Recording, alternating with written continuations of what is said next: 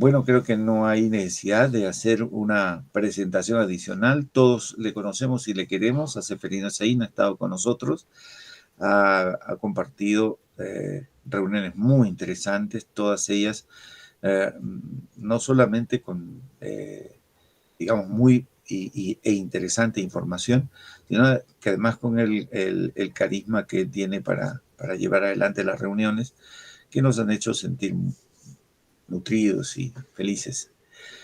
Así que está con nosotros Seferino. Vamos a hacer una oración inicial para iniciar nuestra reunión de hoy, especialmente en esta Semana Santa, ¿no? Padre bondad, te damos gracias por tu gran amor, por regalarnos un día más, por todo lo que nos brindas para nuestro bien y nuestro beneficio. Concédenos la gracia de poder contemplar el amor, la humildad, el servicio al que siempre nos invita a nuestro divino niño, para que esa sea la forma como te bendigamos por siempre. Por Cristo nuestro Señor. Amén. Listo. Miren, vamos a presentar los resultados de lo que ha significado nuestra encuesta. Bueno, esta es la última encuesta porque hoy día estamos también en nuestra última sesión de las 2 sesiones. Hoy tenemos entonces nuestra última sesión, ¿no? Vamos a ver. Entonces, estoy compartiendo con ustedes, ¿sí? ¿Se ve bien? Sí. Sí, perfecto. Nuestro tema, qué lindo es emprender en familia, el liderazgo, confianza, la integridad y la complementariedad en la familia emprendedora. Se presentó para responder el 75% de damas y el 25% de varones. Siempre nos ganan las mujeres. Y en edades, el 66% de los que respondieron están entre los 18 y 30 años, el 22% de 45 a más y el 11% de 31 años a 44. Esta vez participaron de Perú y de Estados Unidos. Ay, qué pena que no nos respondieron de Argentina. La primera pregunta decía, ¿por qué es tan importante el liderazgo en la familia? 62.5% dijeron porque la percepción de servicio a los demás del liderazgo construye familias unidas. El 25% porque es la mejor forma de entender la instalación de valores en la familia. Y el 12.5% porque si los padres no lideran a sus hijos, alguien lo hará. En la pregunta 2, ¿por qué es tan importante la confianza en la familia? 62.5% dice que porque la confianza genera un clima apto para el aprendizaje y el diálogo. 25% porque la confianza en la familia estimula la asertividad y la comunicación efectiva. Y el 12.5% porque la confianza ayuda a gestionar los retos emocionales en la familia. ¿Qué entendemos por integridad? 37.5% integridad es actuar conforme a su pensamiento. Integridad es amar, hacer lo correcto. Y el 12.5% integridad es unión, integridad es cumplir con lo que uno se compromete. ¿En qué consiste la complementariedad? 75% dijeron que es reconocer nuestras diferencias y utilizarlas para el aprendizaje. 12.5% es dejar de lado nuestras diferencias y es saber cómo me ubico en cuanto a mi aporte en cualquier equipo. La última pregunta decía, ¿hoy en día es bueno tener una empresa familiar? 87.5% dice sí es bueno, pero necesita conocer bien cómo funciona. Y 12.5% no, porque confundimos mucho el negocio y la familia. Muy bien, ese es el resultado de nuestro último cuestionario del tema que hoy trabajaremos. Adelante, querido Seferín, todos estamos atentos a tu mensaje. Ok, muchas gracias. Y a ver, un poco la idea es poder crear un ámbito de conversación y que todos nos sintamos cómodos en este espacio, donde sea un espacio de diálogo y decía hoy lo más tallerizado posible, y esto significa que que ustedes puedan entrar en un proceso de aprendizaje y de comprensión de la temática del emprendimiento familiar. ¿Y por qué me parece que es interesante esto o encarar este tema? Porque lo que yo veo, a ver, trabajé un poquito más de 2 décadas en la administración pública, ¿no? Yo no tenía conciencia de emprendedurismo. Cuando empecé con esto y dejé absolutamente todo el resto, realmente comprendí la importancia formativa, formal, es decir, el aula, como un espacio de conciencia para emprender. Y creo que trabajando con familias emprendedoras, que lo más importante es empezar por la familia y no solamente por el aula, a tener una conciencia emprendedora. Creo que en la medida que porque, a ver, para hacerlo un poco gráfico, creo que cuando uno entra a un aula, desde el primer grado hasta el posgrado, hasta la maestría y el doctorado, uno entra a un espacio donde hay sillas, donde hay asientos, generalmente nos sentamos en el mismo lugar, viene un profesor, da clase, nos levantamos y hay un proceso que es similar siempre. Cambiarán algunos matices, pero siempre similar. Y creo que ese formato nos prepara para ser empleados, porque cuando uno es empleado llega a un lugar donde hay alguien que se para adelante, que no es un profesor, sino un jefe, nos sentamos en el mismo lugar, hacemos todos los días algo similar, ¿no? Entonces permanentemente estamos de empleado. Entonces creo que lo formal, la educación formal, nos prepara para ser empleados. Y creo que hay que romper eso, y hay que empezarlo a romper desde la familia. Por eso esta charla, este espacio, esta horita que podamos estar conversando, quiero invitarlos a pensar desde este lugar, desde nuestra familia como generadora de conciencia en hijos emprendedores. Y ojalá que también sea en nuestro caso de ser nuestros propios, que seamos emprendedores nosotros mismos el día de mañana, en el caso de que estén trabajando en algo en relación de dependencia.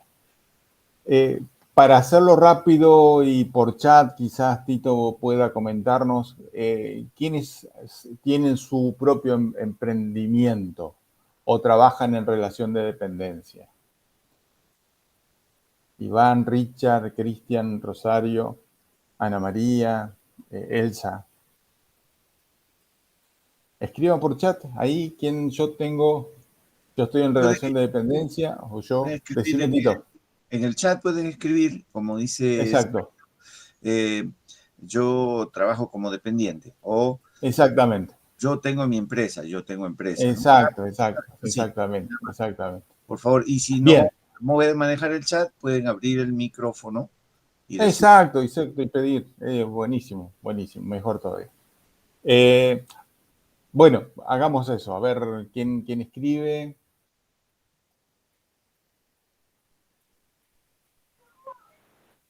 Cristian dice que, Tito dice que trabaja como dependiente, correcto. Bien. Correcto. Cristian, ¿también escribiste, creo? Cristian, ¿escribiste? No, levanté la mano. Ah, ya. Dale. Sí, no, yo trabajo más bien como dependiente. Mi rubro más que todo es todo el sector automotriz, venta de vehículos nuevos, seminuevos también. Sí. Bien. Ok. Bien. Gracias. ¿Quién más? Elcita. Okay. Yo ya soy jubilada, tú sabes, y en casa. Bueno, muy bien. ¿Pero trabajaste en relación de dependencia o eras emprendedora con tu propio...? No, magisterio, al Estado. Ajá, docente, ajá, claro. Sí, okay. ella trabaja, bueno, mejor dicho, ha trabajado para el magisterio, ha trabajado para la universidad, pero también tiene, bueno, su esposo tiene un negocio, tiene una claro. Ajá, Yo bien, lo supe, bien, bien. Y yo lo claro, el negocio es sí, sí, de pero alguna manera mayormente, también ella participa, ¿no? Contribuye Ok, en el tema. claro, desde ese sí, punto. sí, sí, Sí. bien, bien. Rosarito, ella sí es independiente. Rosarito sí es independiente, ¿no? Ajá, Rosarito es independiente. bien. Después, a ver, Miluska, ¿cómo estás, hijita? Hola, ¿qué tal? ¿Cómo están con todos? Hola, Buenas tardes. ¿Qué gracias. tal? Tú sí, pues has tenido ambas experiencias, ¿no? Has trabajado como dependiente, pero también has tenido tu empresa, ¿verdad? Así es, así es. Bien. ¿La seguís teniendo? No, por ahora Bien. solamente tengo una nada más.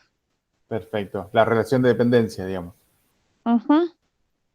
Ok, bien, bien, bien, bien. Con este mapa ya más o menos podemos ver, hay mitad y mitad por ahí de personas que o quizás están ganando un poquito en la balanza quienes trabajan en relación de dependencia, digamos. Y creo que lo que mueve la economía, sabemos, ¿no? Que lo que mueve la economía de un país precisamente son nuestras pymes, nuestras pequeñas y medianas empresas, ¿no? Creo que en la medida que fortalezcamos ese sector y podamos, bueno, enriquecerlo desde todo punto de vista, mejoraríamos la economía si los gobiernos también nos acompañan en ese sentido. Eh, eh, pero lamentablemente, desde que una empresa nace hasta que se estabiliza en el mercado, el promedio es de 5 años. Si pasan los 5 años, un emprendimiento tiene posibilidades y después si pasa los 8 y los 10, tienen mejor posibilidades de, bueno, de estabilizarse en el mercado y de poder seguir creciendo. Pero a ver, hay millones de cosas que podemos hablar del emprendedurismo que además es apasionante.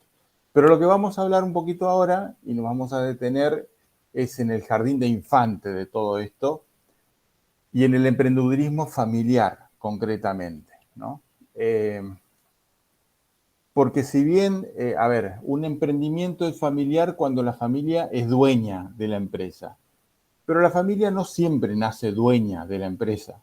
En general, la familia se suma a la idea que tuvo un emprendedor, ¿sí? El emprendimiento de este fundador empieza a crecer porque se reinvierte todo, se saca solamente lo justo y necesario para comer todos los días, el resto se reinvierte en el emprendimiento y es así como va creciendo. Y al crecer, el fundador necesita mano de obra en lo posible, lo más barata posible, y por lo tanto, ¿a quién busca? A la gente que quiere, que de confianza, a sus familiares. Entonces los familiares de a poco se van sumando a este emprendimiento, pero llega un momento en que el emprendimiento cobra determinado cuerpo, queda, se llega a una determinada facturación donde hay que parar la pelota y empezar a dar de nuevo porque las cosas se le están yendo de la mano al fundador, ¿no? Hay hijos que cumplen, hijos que no cumplen, que llegan a horario, que no llegan a horario.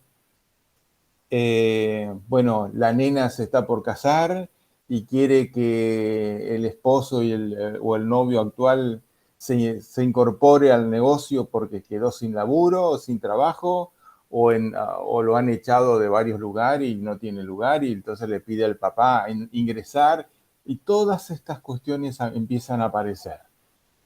Y el fundador que sabe hacer algo, porque los fundadores cuando emprenden es porque conocen un oficio. Y esto es un tema realmente importantísimo de tener en cuenta. Los fundadores cuando emprenden saben hacer pasteles, saben arreglar zapatos, saben hacer algo, saben un oficio, pero no saben administrar. Nadie les enseñó eso. En general, los fundadores no pasaron por un aula. En general terminan la primaria o terminan el secundario, pero no siguen la universidad. Entonces, incluso muchas veces siguiendo la universidad tampoco se tiene mucha claridad de todas estas cuestiones. Pero básicamente los fundadores no ven ni la importancia, ni nadie le enseña cómo administrar un negocio, y no solamente desde los recursos humanos, sino y fundamentalmente desde lo administrativo y financiero contable.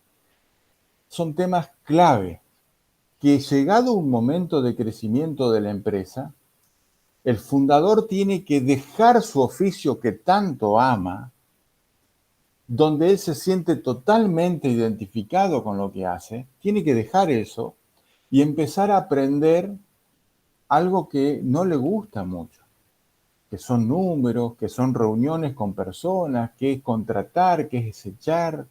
O sea, un montón de herramientas que le está haciendo falta para poder ser un buen emprendedor y que el negocio lo pueda tener bajo control él, y no que él esté bajo el control del negocio y que el negocio vaya para cualquier lado. ¿Se va comprendiendo más o menos esto? Por favor, les pido que cualquier cuestión que no coincidan, bienvenido.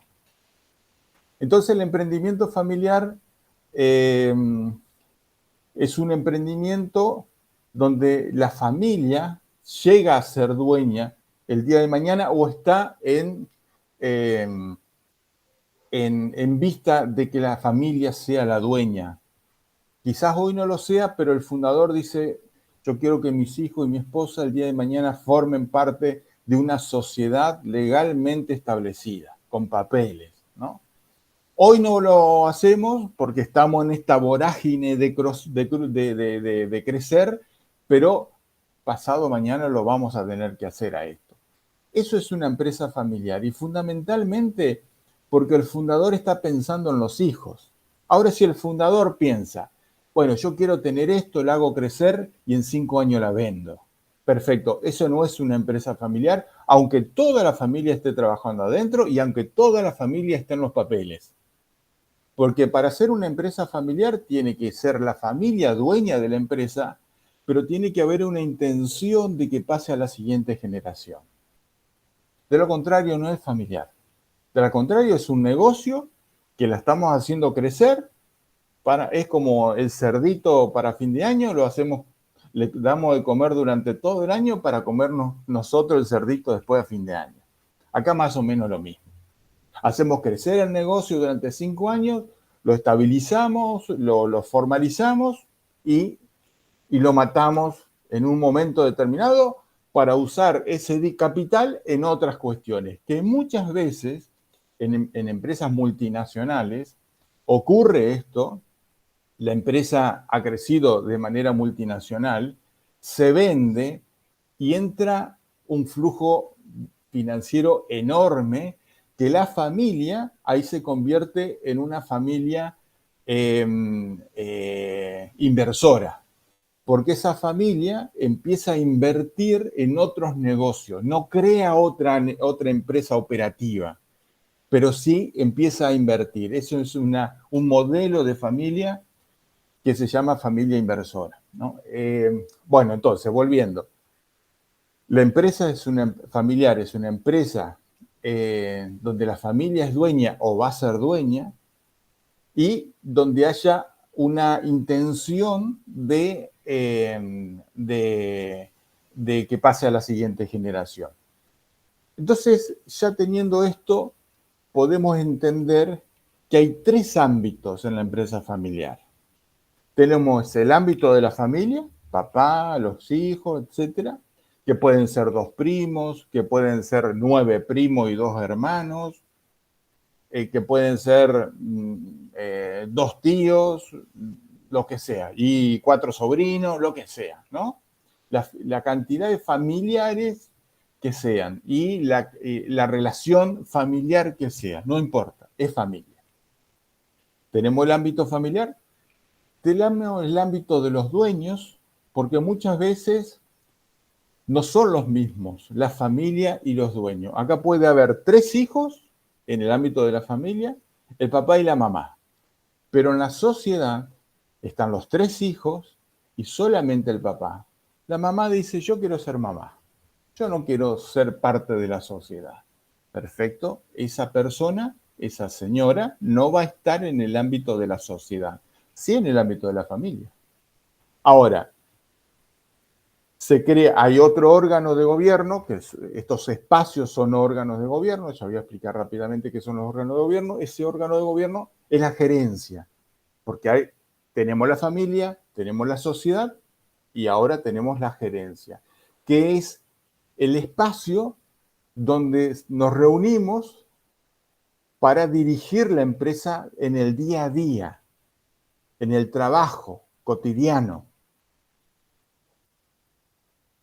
¿Y ahí quién está? Ahí está quienes conforman el organigrama. En el trabajo cotidiano tenemos que organizarnos para ver quién hace qué.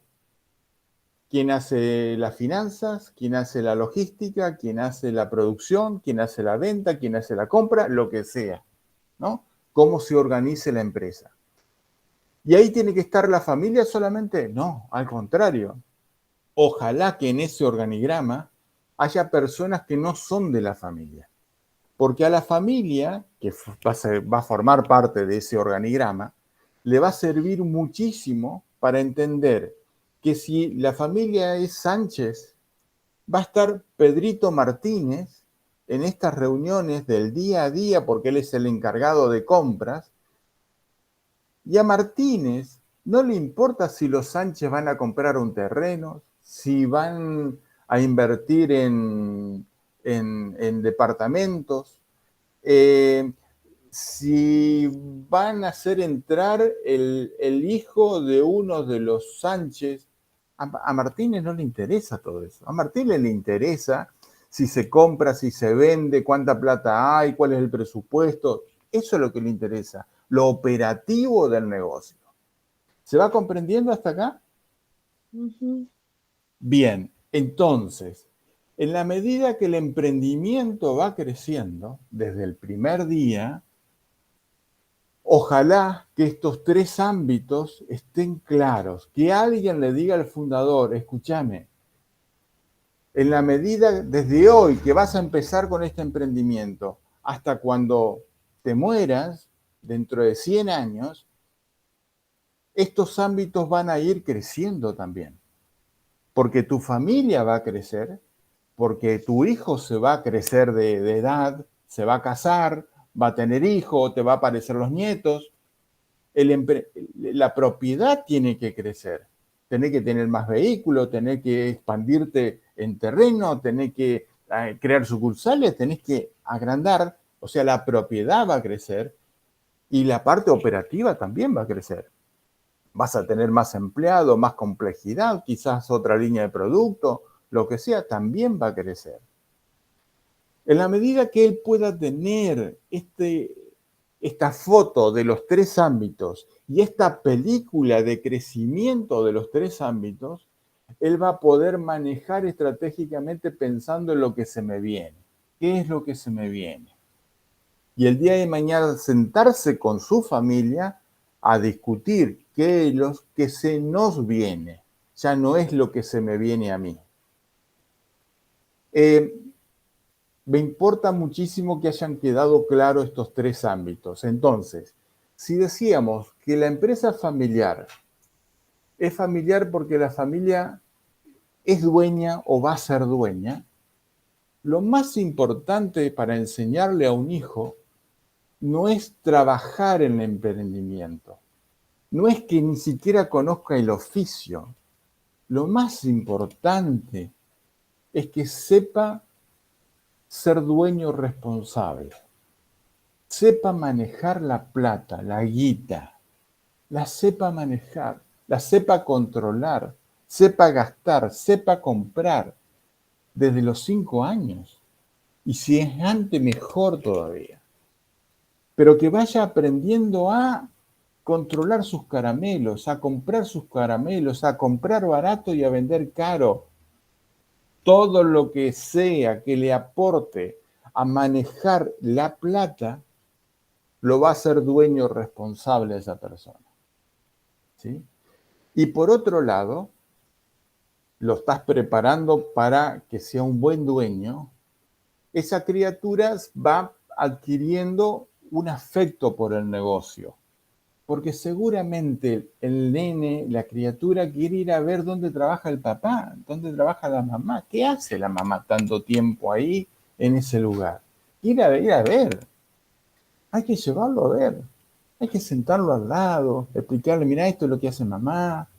En vacaciones, cuando es un poquito más grande, decirle, mira, pon esto en esta caja, ayúdanos a envolver, a barrer, para que vaya adquiriendo lo que llamamos en la empresa familiar técnicamente la propiedad psicológica. Porque antes de ser dueño en los papeles, lo más importante es que él sea dueño psicológicamente. Que tenga amor, afecto por el negocio. Porque de esa manera, cuando lo pongamos en los papeles, va a estar garantizado que él va a tener puesta la camiseta para jugar en ese lugar.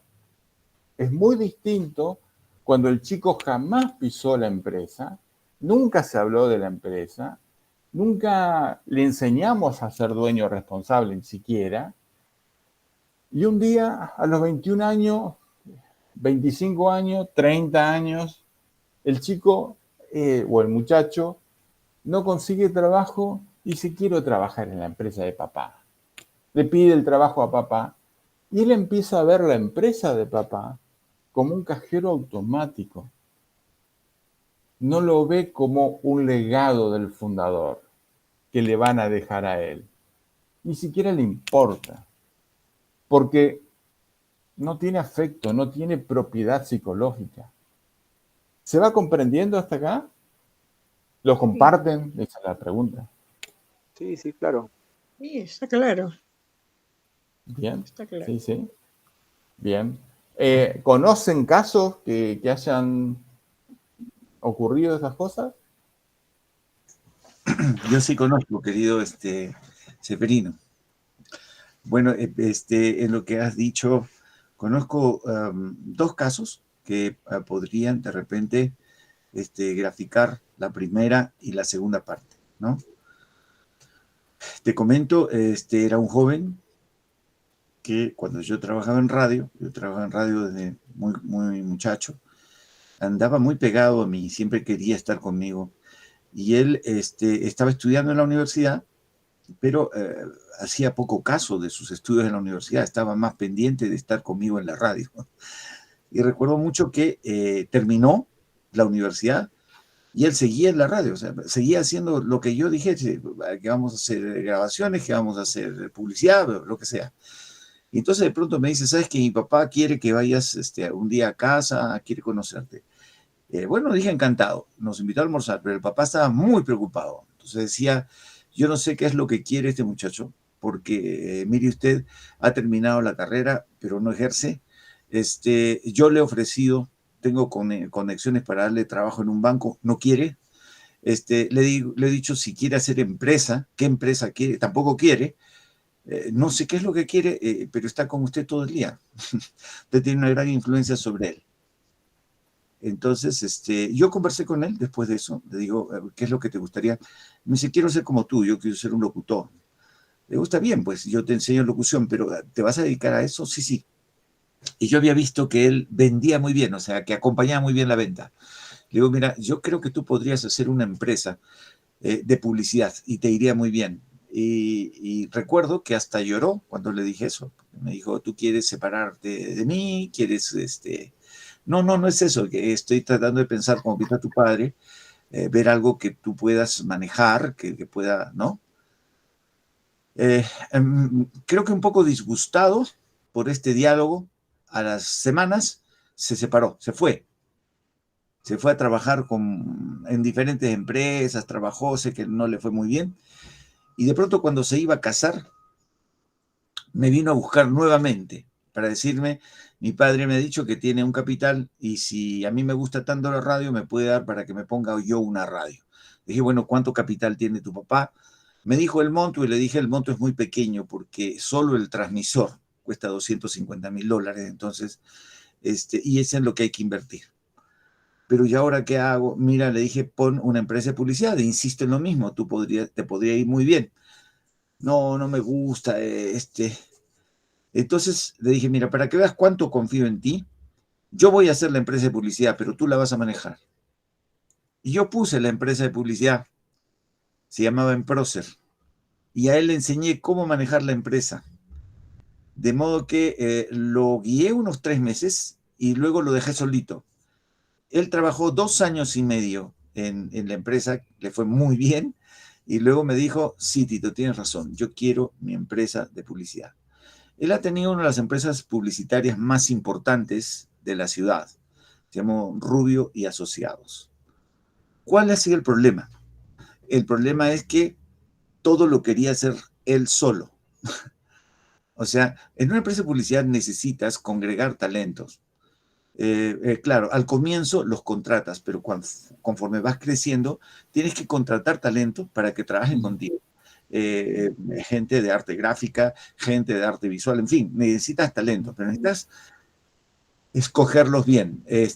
La verdad que nunca se llevó bien con la gente, o sea, siempre tenía problemas en su trato. Cuando quiso involucrar a su familia, le fue peor, porque trajo a su esposa para que su esposa administrase, la cosa fue terrible y trajo familiares para involucrarlos en diferentes tareas y la cosa fue recontra mal, ¿no? Entonces, digo, eso que tú decías, cómo debe de, es decir, el negocio no depende solo de él. En un primer momento sí, es cierto, porque él va manejando proveedores con criterio, pero luego va a crecer y necesita empezar a producir mayor cantidad de bienes desde la empresa. Y eso es lo que le costó mucho.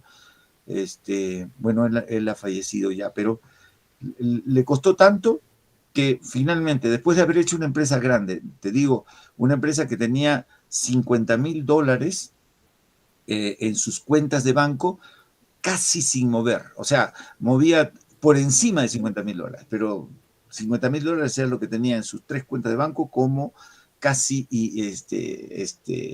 digamos, fondo fijo, ¿no? Entonces, le iba recontra bien, sabía manejar bien las cosas, pero solito. Es decir, claro, bueno, cuando hay fundadores perdón, Tito, te corté, decime.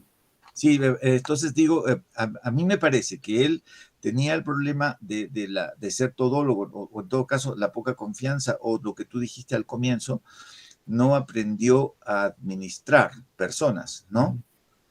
Pero nunca quiso aprender tampoco. Es decir, yo he sido su asesor, su papá, no sé, porque siempre acudía a mí pero en lo que no encajaba muy bien era cuando yo le decía, esta es la forma como tienes que tratar a la gente, ¿no? Porque me escuchaba como quien oye llover. Finalmente hacía lo que a él le parecía y las cosas no salían bien.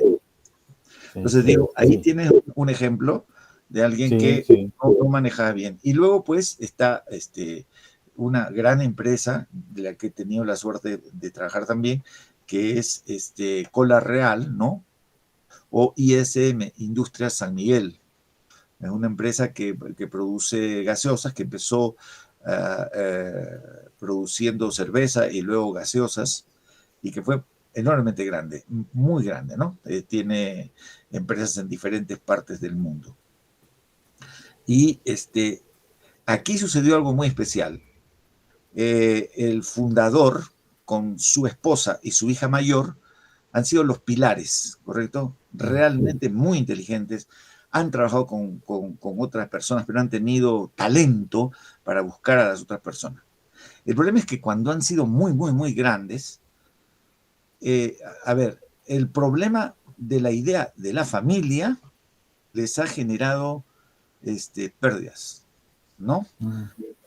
Aquí en Perú, porque ellos se fueron a Brasil para instalar una mega planta, aquí en Perú dejaron a la hija menor, a cargo de toda la gerencia de todo Perú, pero esta niñita nunca había estado ocupada de las cosas de la empresa.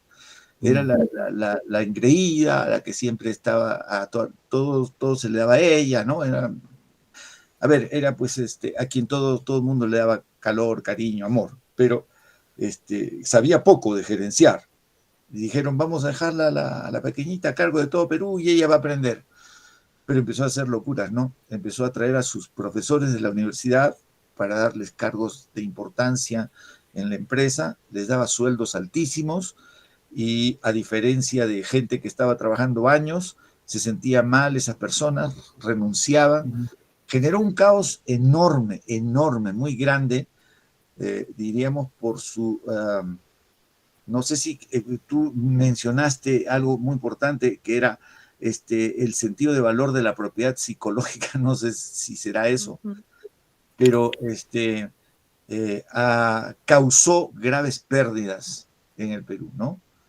Entonces, claro, bueno, está bueno esto que traes también, porque en este caso en particular, la propiedad psicológica tiene que ver con saber manejar, saber administrar las finanzas de la empresa. O sea, si esta persona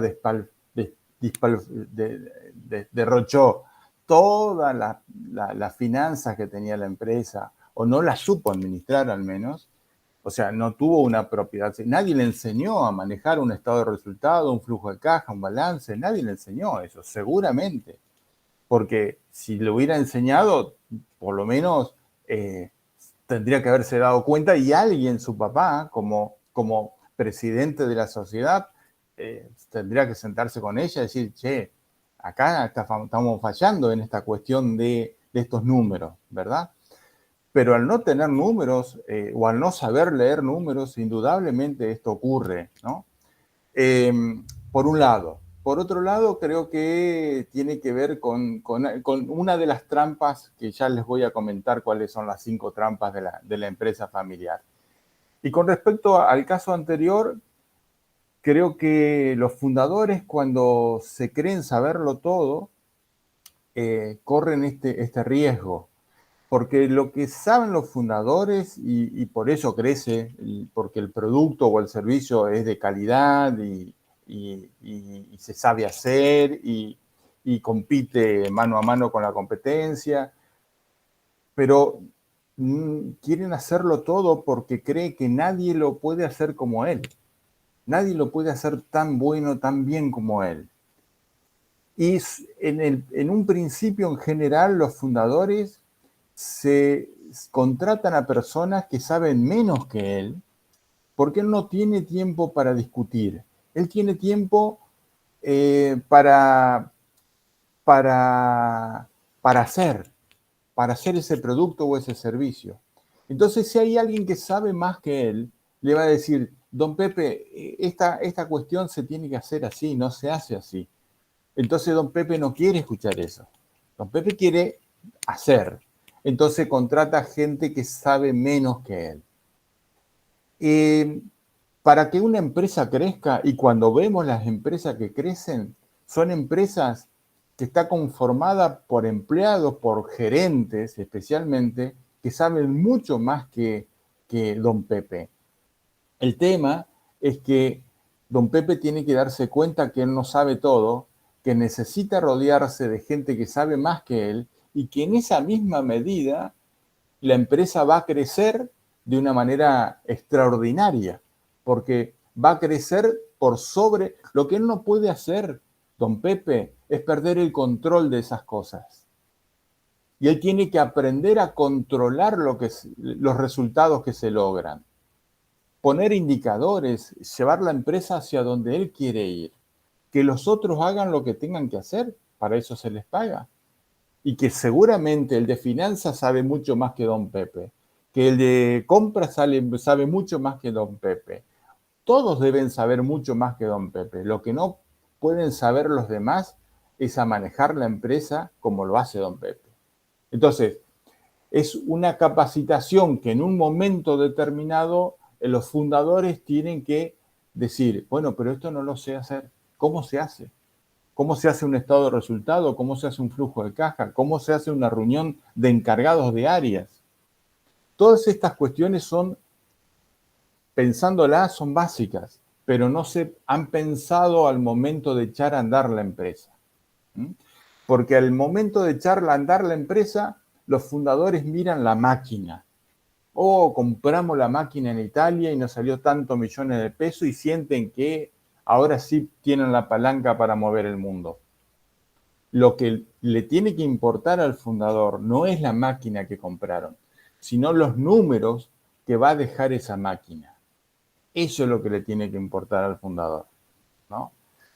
Digo, cuando los fundadores entonces en esa arrogancia quieren saberlo todo, indudablemente se rodean de gente que sabe menos y terminan, tarde o temprano, o siendo mediocres o yéndose por la borda, ¿no? Tenía una dinámica, pero la voy a dejar para otro día, porque no nos va a dar el tiempo para hacer dos dinámicas que yo quería hacer. Y un poco, bueno, le tiro rápidamente, vamos a tratar de resumir una, que tiene que ver con los valores. Los valores son fundamentales en la empresa familiar, porque la empresa está nutrida por los valores que se traiga de la familia, no los valores que deseamos que tenga la empresa o deseamos que tenga la familia. No, los valores que existen, que son reales. Sí, cuando yo pregunto en la familia, ¿qué valores tiene la familia? Bueno, tenemos la comunicación. ¿Y cuántas veces se juntan a conversar cosas? No, nunca. Y cuando nos juntamos nos peleamos. Entonces es un valor que no existe, es un deseo de tener ese valor. No, decime cuáles son los valores. Bueno, la responsabilidad.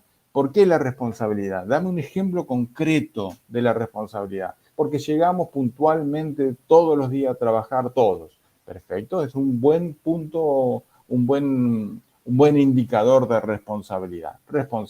Ahora yo les pregunto a ustedes. Suponiendo que ustedes van a crear una empresa familiar, o ya la tienen, ¿sí? O quieren que sus hijos sean emprendedores y que seguramente pueden llegar a emprender con su familia, sus hijos. Díganme qué valores deberían tener y cuál es la antítesis de ese valor.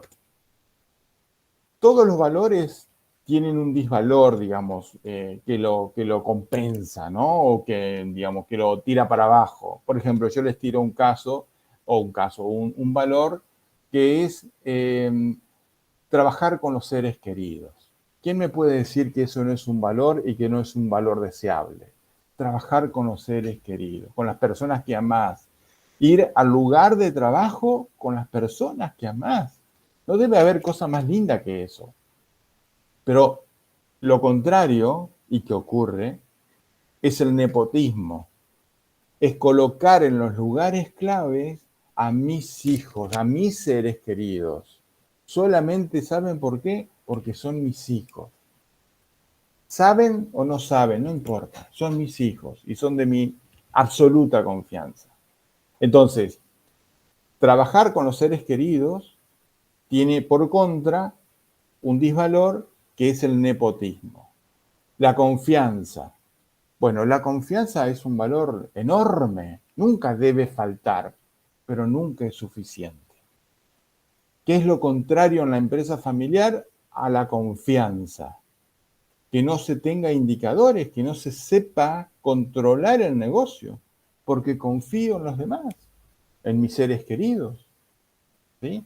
Pero mis seres queridos, por más buenos y amante que yo sea de mis seres queridos, pueden ser ignorantes, pueden no saber cosas y pueden estar llevando el barco a cualquier lugar.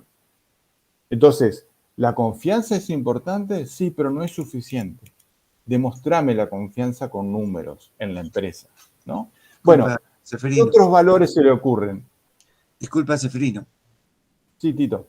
Me parece que está muy bien el valor de la confianza. pero la confianza no viene gratis. Es decir, yo no digo, yo voy a tener el valor de la confianza porque dejo hacer y dejo pasar. Eso no es confianza, eso es desinterés. Tal Entonces, cual. digo, a ver, cada quien haga lo que le parece. Eso no es confianza, eso es flojera.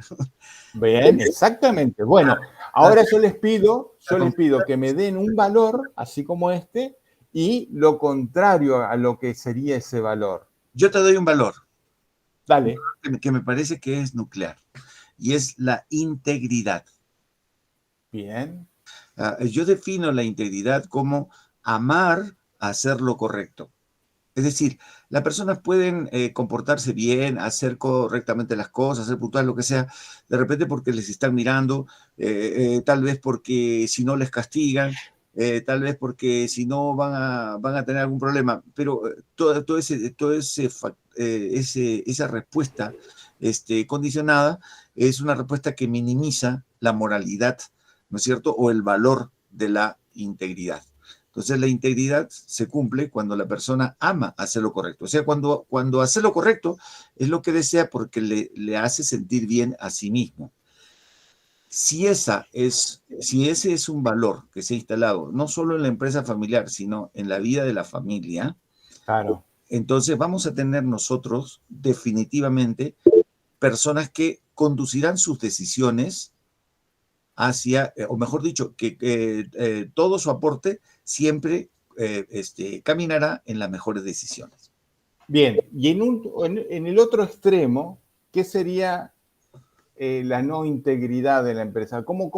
Porque decíamos, la confianza ciega nos da un disvalor. Amar, trabajar con los seres queridos nos da el disvalor del nepotismo, de colocar en los puestos claves a personas que solamente los pongo porque los amo, pero no porque sirven. Con respecto a la integridad, ¿cómo sería?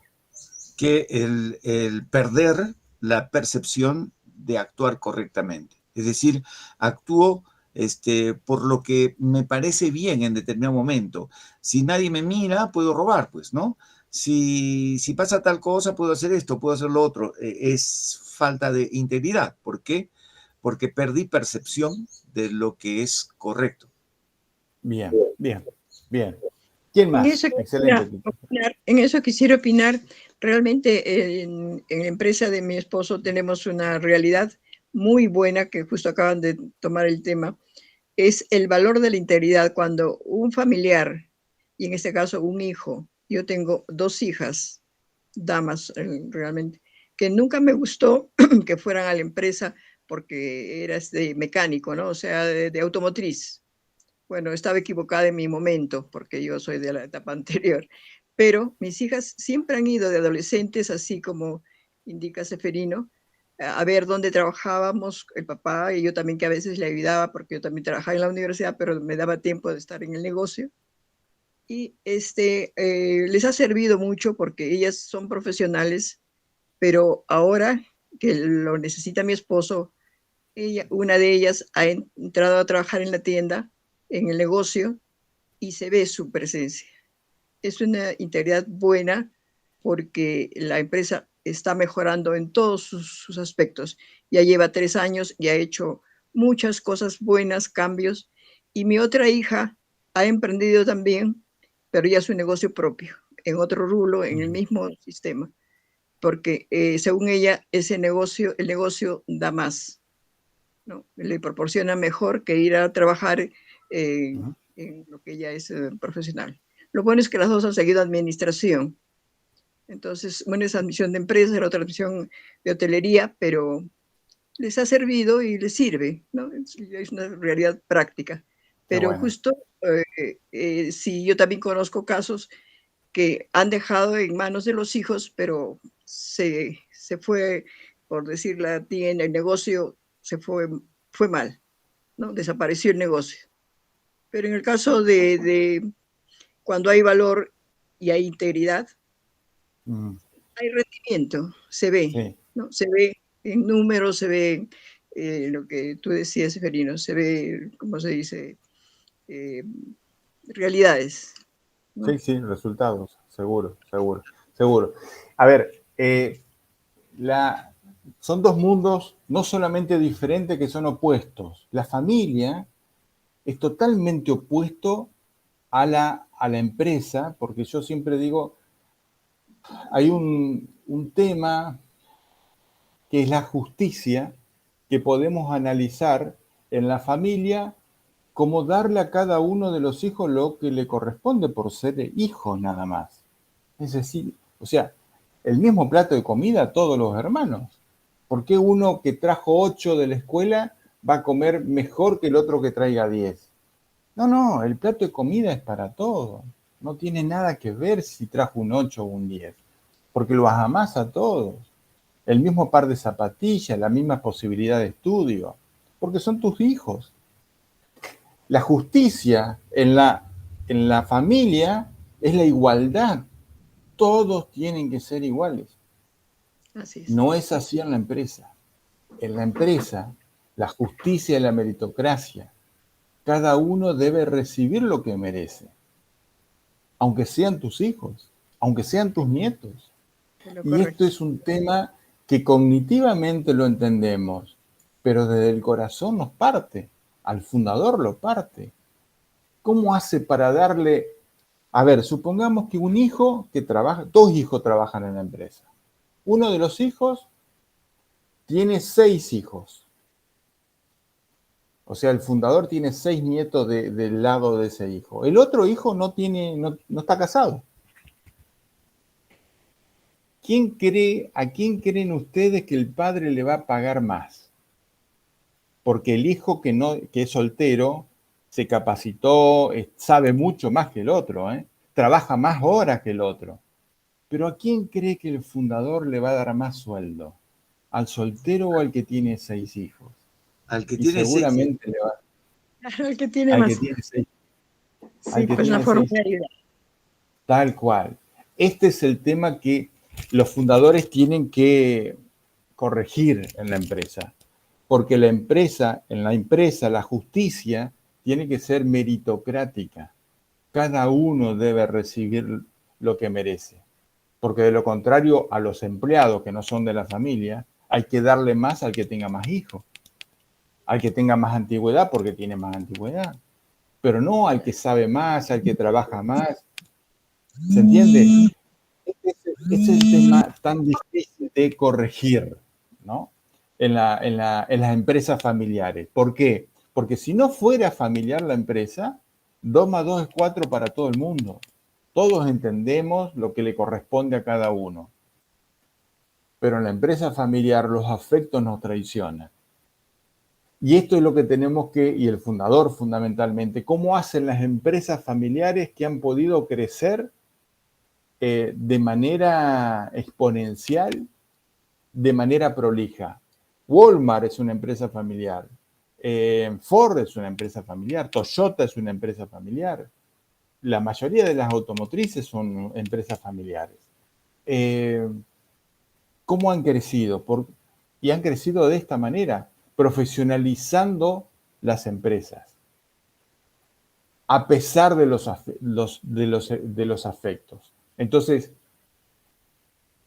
en una empresa familiar, en nuestras pymes, tenemos que crear estos órganos de gobierno para poder empezar a separar las cosas. En el ámbito del día a día, del operativo, tenemos que crear la gerencia para conversar cuestiones operativas. En la junta de accionistas o en los socios o en los dueños y futuros dueños, lo que sea, hay que crear una reunión de socios donde nos sentemos a mirar números. Pero algunos socios pueden decir, sí, pero en compra. No, no, no. Eso es el área operativa del organigrama, de la gerencia o de los encargados, ponerle el nombre que quiera. Esa es otra reunión. Acá estamos solamente para mirar el balance o los números, lo que sean, para ver si invertimos, reinvertimos, nos repartimos. Para eso nos sentamos acá. Eso no se hace en la reunión de gerencia. Está levantando la mano Rosario, quiere Sí, participar. adelante, Rosario. Sí, gracias, Tartito. Gracias, Seferino. Sí, exactamente, ¿no? Ahí he visto el tema de lo que has estado dando, ¿no? Ese ejemplo de del hijo casado y el hijo soltero, ahí se vería también un desvalor, ¿no? De lo que estaba comentando Tito hace unos momentos, la integridad. Si el padre no es íntegro, va a haber ese desbalance, ¿no? Daría prioridad al hijo casado. Pero si fuera una persona íntegra, que bueno, se ve en algunas empresas que sí existe, se da según, ¿no? La responsabilidad de cada uno, según la participación de cada uno. A ver, personalmente, en mi caso, nosotros tenemos una empresa familiar que recién es nueva, digámoslo así, ha cumplido recién 5 años. Y bueno, digamos que el gerente principal es mi hermano, el mayor. Entonces, él, mi persona y con mi hermano menor más, los tres aportamos en la empresa. Entonces, algo que siempre tratamos de hacer es el tema, como tú mencionas, ¿no? De la integridad. Claro que cada uno tiene diferente porcentaje en la empresa, diferentes responsabilidades también y diferente tiempo que dedicamos a la empresa. Cada uno de acuerdo a las posibilidades, ¿no? También que tenemos de tiempo. Personalmente, como digo, yo tengo dos hijos pequeños, entonces el tiempo que dispongo es cuando ellos están en el colegio. Ahí yo le dedico al 100% a ellos, a la empresa, lo que puedo. Me dice, ya hay que hacer esto, tenemos que hacer el otro, ir a los bancos. Yo apoyo, pero sin embargo, cuando vemos que hay que viajar o cosas así, el que viaja mayormente son mis hermanos, ¿no? El que sale es mayormente eso. Pero según al porcentaje que tenemos en la empresa de acciones, digámoslo así, Sí, cuando hay también, ¿no? Hay que ver el tema de las pérdidas. Cuando hay ganancias, se reparte según las acciones. Cuando hay pérdidas, lo mismo. Tenemos que asumir entre todos. No siempre todo es bueno en estas empresas tal cual, familiares. Y tal cual. cuando ahí es donde se ve, ¿no? El valor de la familia, la integridad, la responsabilidad, el amor de familia, ¿no? Cuando hay estos problemas, básicamente. Entonces, Sí, hay al menos, como quien dice, ¿no? A veces yo pienso, ¿no? El menor es el que nos da para ser soltero, ¿no? Porque él es soltero, no tiene hijos. Él es el que nos dice, las cosas son así, no porque tú tienes y yo no tengo, no. Las cosas son así, así tenemos que trabajar y si no, mejor hasta cada mano, dice. Entonces decimos, sí, tiene razón ya. A pesar de ser el menor, es el que nos para, a veces, como quien dice, ¿no? Eh, haciendo pisar la realidad, ¿no? Diciéndonos, y tiene razón, ¿no? Hay momentos que él tiene razón. Entonces, es un muy, muy bonito tema. Te sigo escuchando, Seferino, y no sé si, doctor, me expliqué, ¿no? Con el comentario que sí, hice, que le perfecto, escribí. perfecto. Con lo que viene, Gracias. creo que te puedo aportar en un tema que a mi entender les puede traer problemas y graves en el futuro. Así que si te quedas 5 minutos más, yo lo No, tiro sí, ahora, que sí, tiene estoy con muy la... atenta. Ok, bueno, entonces cierro esta idea de en que en cada uno de estos espacios, familia, propiedad y empresa o gestión, hay que crear órganos de gobierno para gobernar distintos temas. En la gerencia gobernamos el día a día, en la junta de socio, dueño, accionista, poner el nombre que quiera, gobernamos los números de la sociedad, no del operativo, no del flujo de caja y del estado de resultados, sino del balance. Si no sabemos, si los socios, que en general no saben leer un balance, no lo tienen un balance real, porque en el balance real está lo blanco y lo negro, cosa que no existe, porque el contador solamente nos hace el balance blanco, ¿no? Es un Picasso dibujadito para que cierre y presentarlo en las entidades públicas. Necesitamos que los dueños, los socios, sepan leer los números. Entonces yo también, trabajen o no en la empresa, vemos el balance y el flujo de caja y el estado de resultado con ellos para que aprendan a leer esos dos números operativos, digamos, del flujo de caja y del estado de resultado. Pero ahí vemos números. Pero ¿dónde charlamos si va a entrar un nieto o no va a entrar un nieto? ¿Dónde charlamos qué pasa si un hermano quiere vender su parte? ¿Dónde charlamos si cuándo se va a retirar el fundador?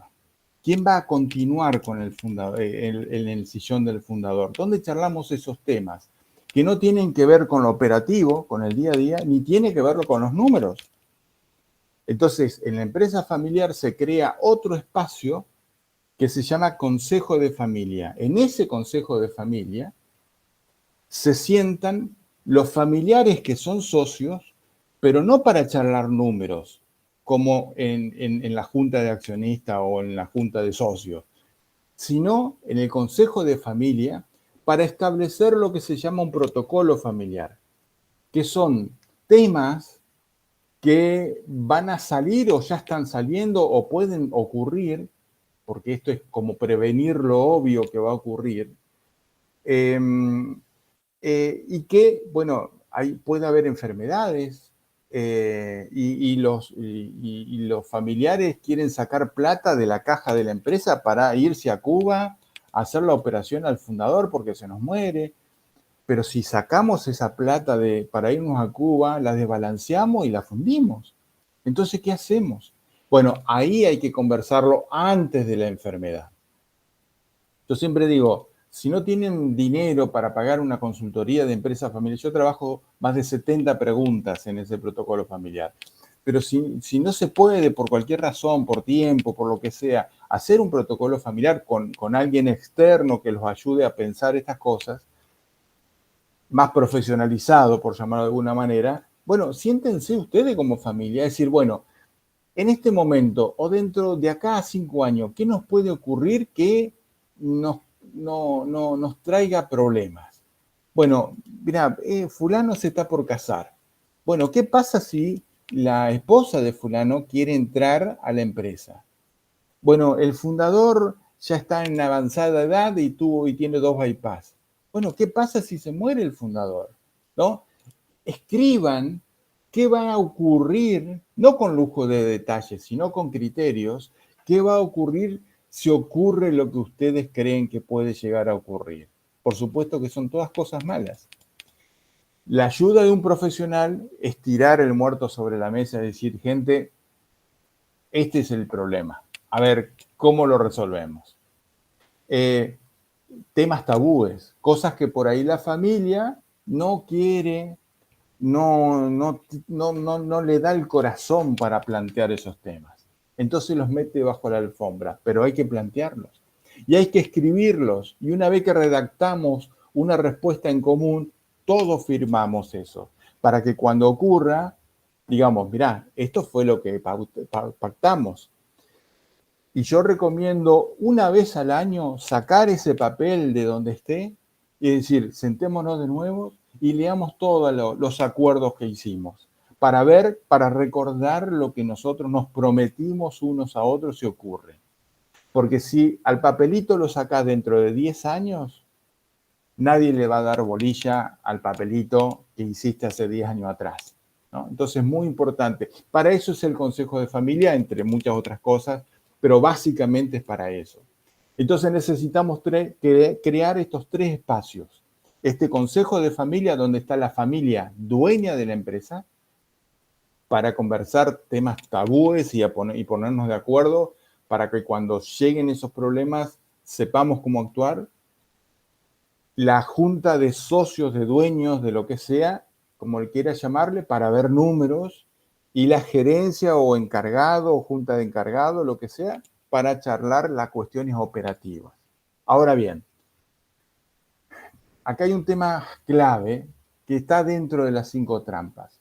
La primera trampa dice, una de las grandes trampas que tiene la empresa familiar es esta, es confundir ser dueño con ser capaz de trabajar en la empresa y más en un lugar de gerenciamiento. Porque Miguel Ángel Gallo, que fue el que elaboró estas 5 trampas de la empresa familiar, él plantea un ejemplo, creo que es muy gráfico, siempre lo digo, y es el del avión. Vos podés ser dueño del avión, pero si no sabés pilotear el avión, y seguramente vas a subirte al avión, lo vas a pilotear sin saber manejarlo y te vas a estrellar junto con toda tu familia. Entonces, una cosa es ser dueño y otra cosa es saber trabajar en la empresa. Esto es lo importante, de entender que si quiero trabajar en la empresa, tengo que saber manejar el avión. Otra cuestión que es fundamental acá es diferenciar el tema de las cajas. Generalmente yo les digo en la empresa familiar a un hijo, ¿quién te pagó la camioneta? ¿Quién te pagó la casa?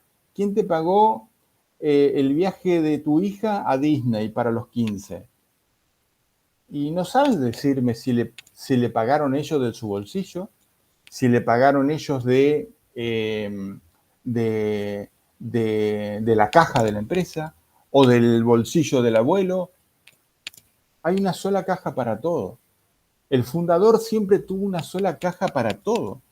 Desde que inició el negocio, el fundador, si había plata en la caja, sacaba, y si no había, no sacaba.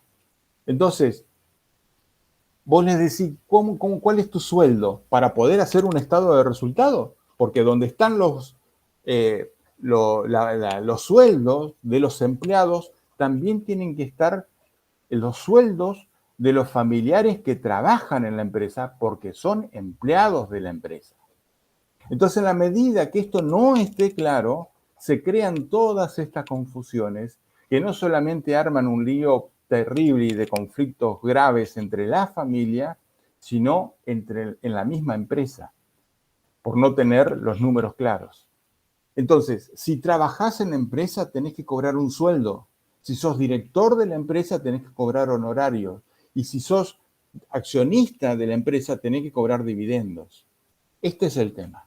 Si acá no puede haber confusión, no debe haber confusión entre yo soy dueño, pero trabajo en la empresa y yo cobro los dividendos por trabajar en la empresa. No, los dividendos son dividendos.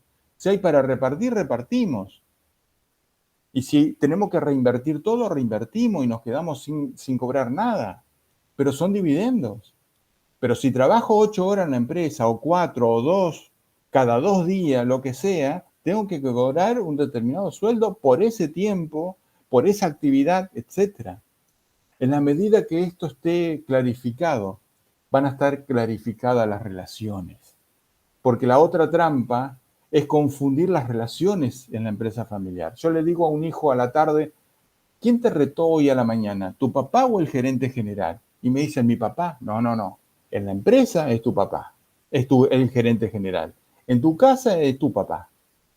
En la medida que no tengamos esta idea, noción de roles, en qué ámbito estoy, con quién estoy y qué temas tengo que tratar, vamos a confundirnos siempre todo.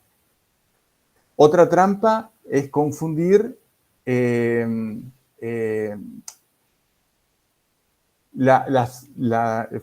fundamentalmente el fundador tira la pelota para adelante. ¿Cuándo vamos a charlar de cuando vos te mueras? Nunca. Entonces nunca se charla de la sucesión. Nunca preparamos un nuevo líder. Nunca preparamos a la persona que me va a sustituir. Y yo le digo a los fundadores, pero no es porque vos te vas a morir. Es porque vos tenés que retirarte de la empresa con años y con salud para disfrutar todo el tiempo que le dedicaste y no estuviste en tu casa viendo crecer tus hijos.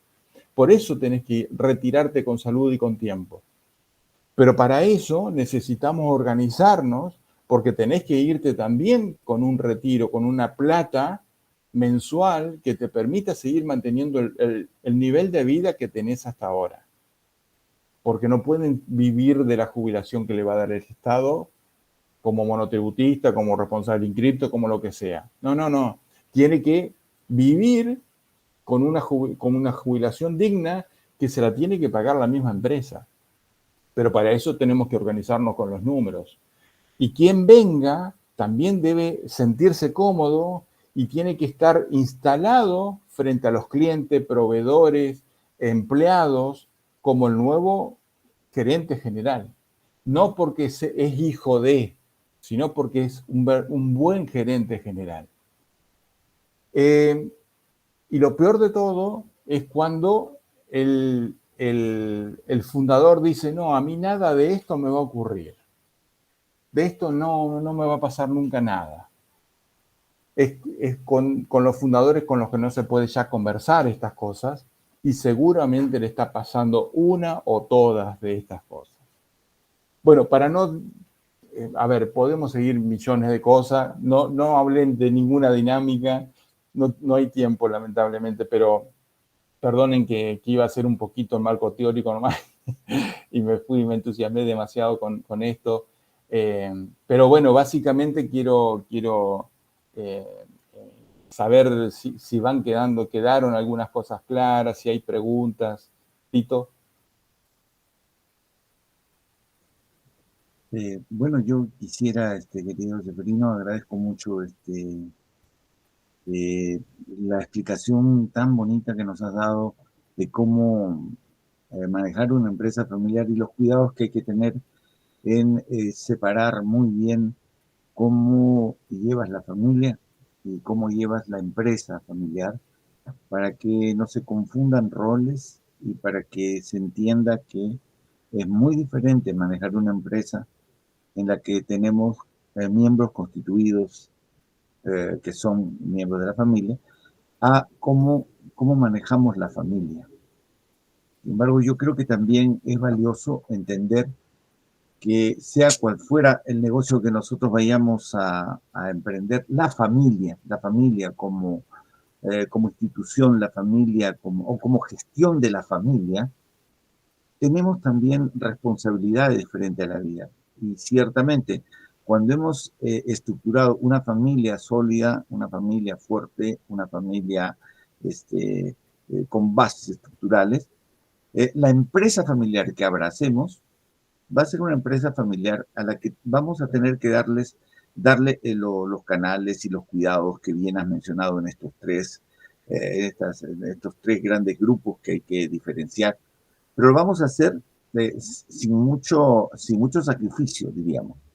En cambio, si no tenemos relaciones sólidas, sanas dentro de la familia, todo esto se va a confundir muy fácilmente, ¿no? Por ejemplo, ¿cómo trabajamos en nuestra familia? La percepción de lo que es liderazgo. Si no entendemos qué es liderazgo, no vamos a entender al papá gerente y no vamos a entender al papá, ¿no es cierto? Y si entendemos que el liderazgo es fundamentalmente servicio, si entendemos que el liderazgo es mirada apreciativa, si entendemos que el liderazgo es conducción inteligente en la búsqueda armoniosa del desenvolvimiento de todos, entonces vamos a entender al papá como gerente y vamos a entenderlo al papá como papá, lo vamos a entender porque todos tenemos muy claro qué es el liderazgo. Y si nosotros no sabemos qué es la confianza y la confundimos con el desinterés, y si no sabemos qué es la integridad y la confundimos con el cumplimiento, entonces ciertamente tampoco vamos a poder abrazar una empresa en la que instituyamos la confianza y la integridad como pilares de actuación. Es decir, de alguna manera tenemos que entender a la familia como el lugar donde aprendemos a vivir, ¿no es cierto? Donde aprendemos a ser y a hacer. Por poner un ejemplo, en las familias de Perú existen papás y mamás sobreprotectores, ¿no? Y a veces papá es el proveedor, el único proveedor, y entonces estamos esperando que papá nos compre, nos dé, que papá nos cumpla tal promesa. Es decir, cuando vemos así las cosas, no entendemos que en la familia estamos construyendo juntos la dicha, estamos entendiendo que hay un proveedor al que hay que sangrar. Esa no es la construcción adecuada de la familia. Tenemos que ser todos lo suficientemente responsables. Cuando tenemos a una mamá, que es la única que cocina, lava los servicios, que es la que lava, plancha, limpia, arregla, ordena y hasta atiende mi cama, entonces, pues yo soy un terrible irresponsable, que cuando vaya a trabajar, no solo en una empresa familiar, sino en cualquier otra empresa, voy a hacer lo menos posible. Entonces yo digo, cuán importante es que entendamos en casa, estamos haciendo todos la dicha. ¿Y eso qué significa?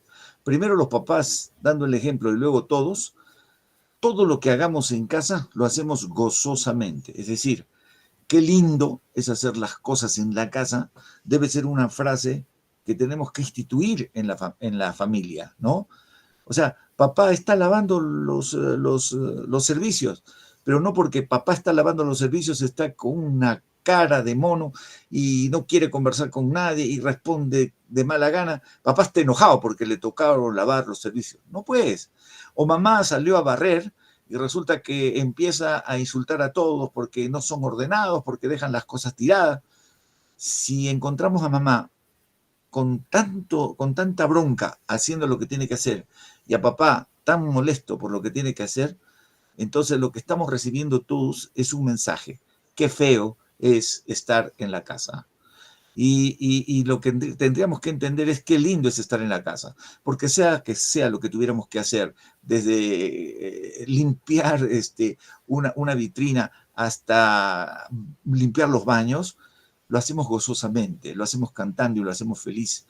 ¿Por qué? Porque estamos haciendo un servicio para los que amamos y para nuestro hogar, que es donde construimos todos los días la dicha.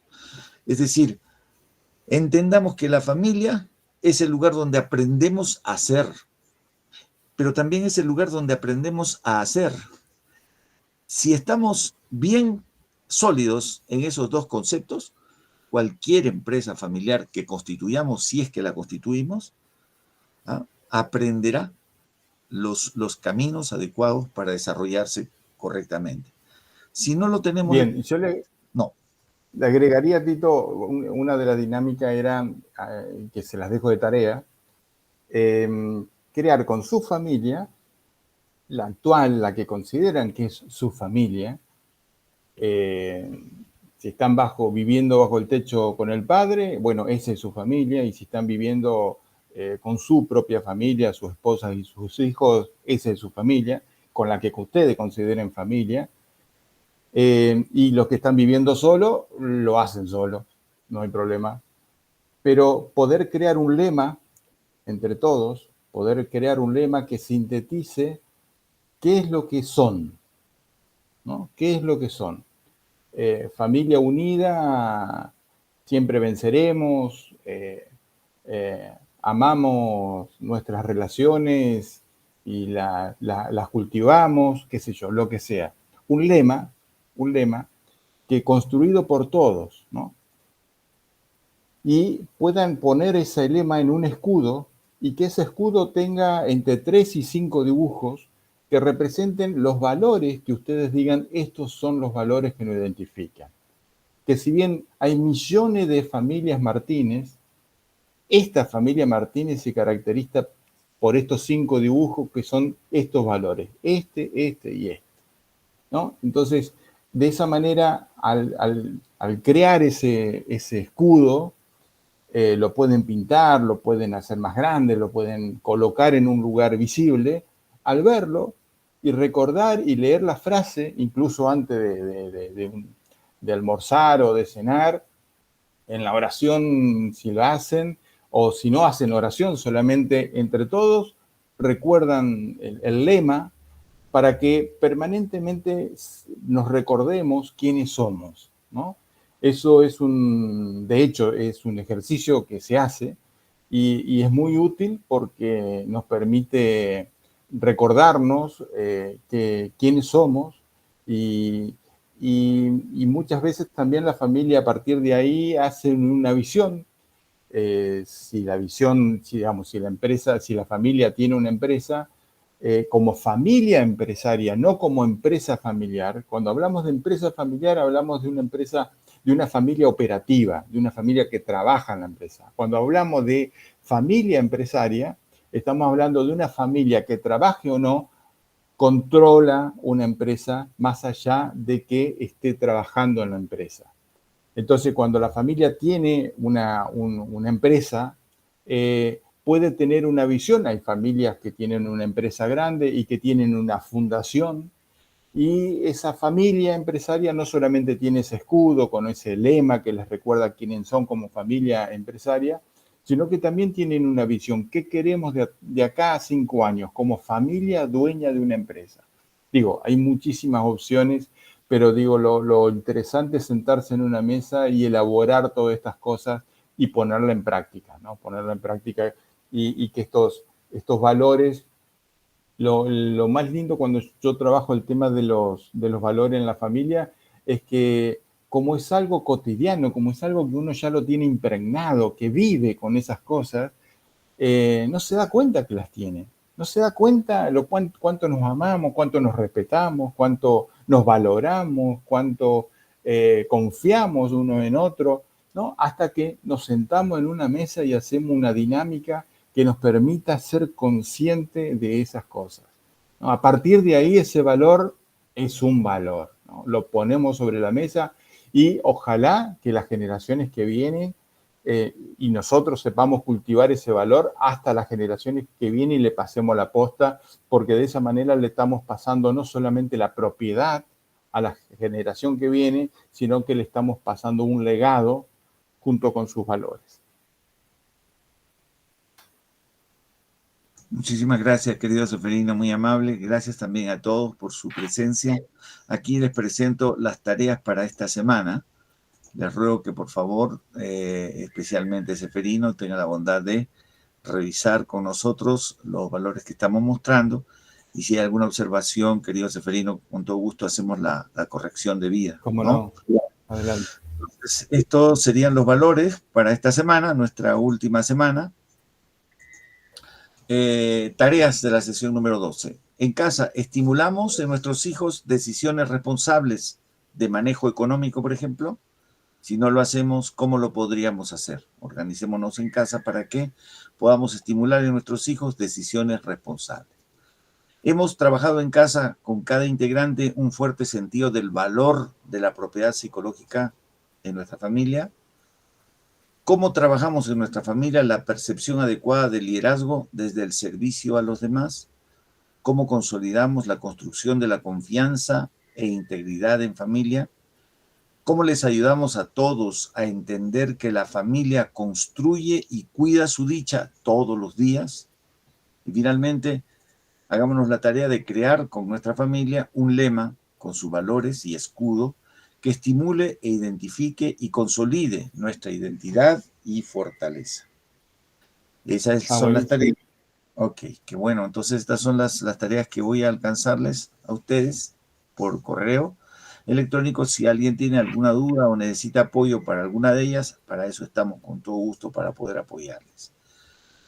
Entonces, querido Seferino, una vez más, un gran abrazo. Muchísimas gracias por tu gentileza en apoyarnos siempre con temas tan brillantes. Y contamos siempre contigo, querido hermano. Mira, bueno, te cuento este proyecto que inició con un buen deseo. Ha recibido el beneplácito de mucha gente.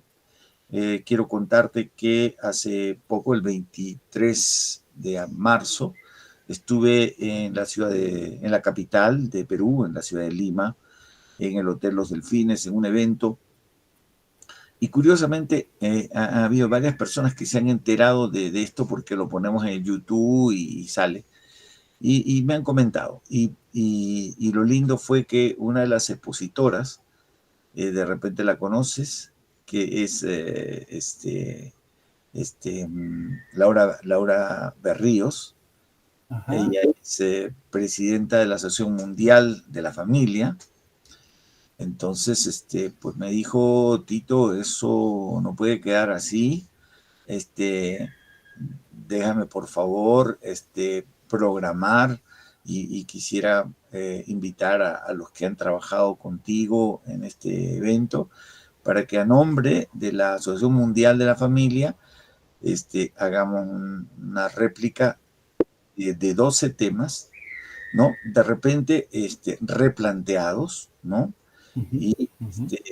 Y me prometió varias cosas. Me prometió que iba a dar una certificación para ponentes y para participantes de la Asociación Mundial de la Familia y una serie de cosas que me gustaron mucho, ¿no? Tú sabes que hay gente muy buena en el mundo y a veces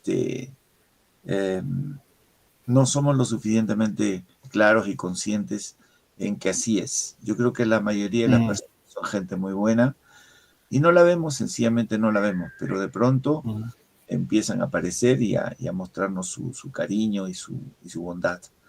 De manera que seguramente que vamos a estar congregándolos porque ella quisiera hacerlo a partir de mayo. Pero bueno, es cuestión de conversar, de reunirnos y ver cómo lo hacemos, qué vamos a agregar, qué cosa hemos visto en esta experiencia que necesitaría replantearse y cómo podemos llegar a las familias de la mejor manera para ayudar pues a este factor tan importante dentro de la sociedad, ¿no? Porque yo estoy convencido de que si no hacemos algo por la familia, estamos haciendo poco por la sociedad, ¿no? Creo que tenemos que tener una preocupación primero en cada uno, en nosotros mismos, y luego pues ver cuál será nuestro granito de arena para apoyar a las familias, que es el eje estructural. Muchísimas gracias, Seferino, gracias. Bien. A ustedes. Me gustaría, antes de que nos vayamos, de sacar una foto todos. Si quieren excelente. Quieren poner la cámara un segundito. A ver, prendamos nuestra cámara para que... Y retira la placa, así entramos. Ahí, buenísimo. Ahí está.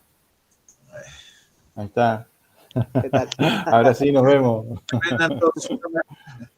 Ahí está, muy bien. Buenísimo.